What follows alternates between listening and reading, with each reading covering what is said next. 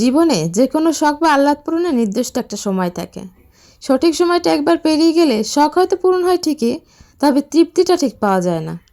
Hello everyone, আসসালামু আলাইকুম। Welcome to স্মৃতিস diary. 17 বছর বয়সে যে বিরিয়ানিটা খেতে অমৃতের মতো লাগে, 32 বছর বয়সে এসে সেটা খেতে ভালো নাও লাগতে পারে।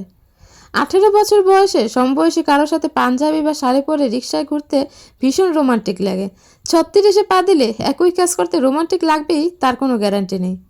21 বছর বয়সে ভার্সিটির বন্ধু বান্ধবদের নিয়ে সমুদ্র সৈকতে বেড়াতে গেলে যে আনন্দ পাওয়া যায়, 40 বছর পার হয়ে গেলে সেই আনন্দ আর পাওয়া যায় না।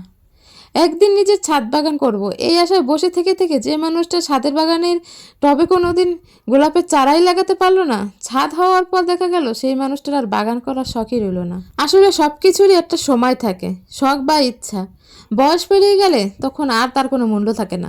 একদিন চাকরি করে বাবা মাকে দামি দামি জিনিস কিনে দেওয়া স্বপ্ন দেখা মানুষটা চাকরি করে ঠিকই কামাবে একদিন, কিন্তু ঠিক ততদিনে বাবা মা এই দুনিয়ায় নাও থাকতে পারে। জীবনে ছোটোখাটো শখ আহ্লাদ খুব দামি জিনিস।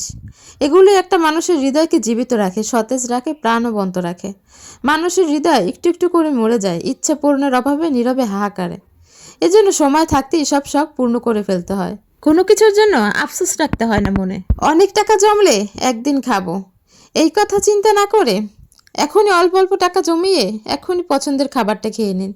বিশ্বাস করুন, জীবনের শ্রেষ্ঠ স্বাদটা পাবেন। পকেটে কিছু টাকা হলেই বন্ধুদের ঘাড়ে হাত রেখে বলে বসুন, চল বেটা সাজেক যাব, আজকেই যাব, এক্ষুনি যাব। ব্যাগ গুছিয়ে নে, বাস ধরতে হবে। নিজের ছাদ বাগান হবে এই আশায় বসে না থেকে ভাড়া বাসায় বারান্দার টবেই লাগিয়ে ফেলুন পছন্দের গোলাপের চারাটা। টিউশনির টাকায় কম দামি কিনে ফেলুন বাবা মায়ের জন্য পছন্দের শার্ট বা শাড়ি। হোক না সুতি, শখ পূরণটাই তো বড় কথা। একটা কথা মাথায় রাখবেন, একদিন সব হবে এই আশায় যে নিজেকে বঞ্চিত করে তার জীবনে কিছুই হয় না। তার জীবন কাটে বিষণ্ণতা আর অপেক্ষায়, শেষ হয় আফসোস আর হতাশা দিয়ে। যাই হোক, কথাগুলো কেমন লাগলো সেটা অবশ্যই জানাবেন। আজকে সিম্পল দুটি বাঙালি খাবার রান্না করলাম।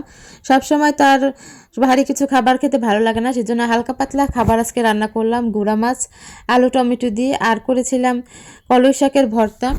কোন জেলায় কী শাক বলে আমি তা জানি না, তবে বরিশালের ভাষায় এটাকে কলই শাকই বেশি বলা হয়, সেজন্য আমি এই নামই ভালো চিনি।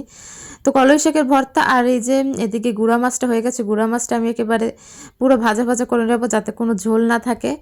আর এদিকে কলই শাকের ভর্তার জন্য আমি একেবারে পেঁয়াজ মরিচ রসুন ভালো করে টেলে নিয়েছি, তার মধ্যে শাক দিয়ে এবার এই তো এটা ব্লেন্ড করে নিই। এদিকে আমার গুঁড়া মাছের চচ্চড়ি একেবারে অলমোস্ট ডান, আর এদিকে ভাতও চড়িয়ে দিয়েছি দুপুরের জন্য। এবার এই তো ভর্তার জন্য যেটা রেডি করেছিলাম ওইটা এখন ব্লেন্ড করে নিয়েছি। তো সবাই ভালো থাকবেন, সুস্থ থাকবেন। আমার রান্নাগুলো কেমন লাগলো সেটা অবশ্যই জানাবেন। স্মৃতিস ডায়েরির পাশেই থাকবেন। আজ এ পর্যন্তই, ধন্যবাদ।